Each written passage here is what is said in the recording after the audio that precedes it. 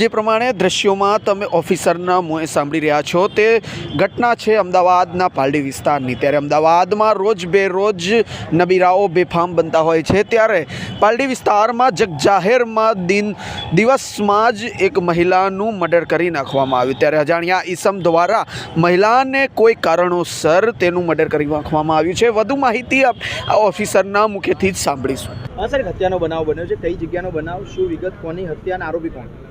આજે 3 થી 3:30 વચ્ચે એક બેન સોનલબેન નાયક કરીને છે, જેની ઉંમર આશરે 30 વર્ષ છે, એનો મર્ડર થયો હતો અને આ મર્ડર પાલડી સિદ્ધિવિનાયક મંદિર નજીક થયો હતો। એનો મર્ડરનો આરોપી છે, એમને પતિ જ છે, એનું નામ અર્જુનભાઈ નાયક છે, એ 42 વર્ષની ઉંમર છે। પોલીસ એની ધરપકડ કરી લીધી છે અને અત્યારે પોલીસ કસ્ટડીમાં છે। સર, હત્યાનું કારણ શું છે? પતિ પત્ની વચ્ચે શું ખટરાગ હતો? કેટલા સમયનો લગ્નગાળો હતો? આશરે 10 વર્ષનો થયો હતો લગ્નમાં, અને લગ્નમાં પ્રોબ્લેમ હતી અને આ સમાધાન માટે તે અહીંયા આવ્યા હતા અને આ દરમિયાન આ મર્ડર થયો હતો। સાહેબ, હત્યા કેવી રીતે કરવામાં આવી? હત્યા બાદ આરોપી ક્યાં ભાગવાનો પ્રયાસ કર્યો હતો? પોલીસને જાણ કોણે કરી? એક ચાકુ છે અને એમને મલ્ટિપલ સ્ટેપ વુન્ડ્સ છે, એની એવી રીતે હત્યા કરી હતી।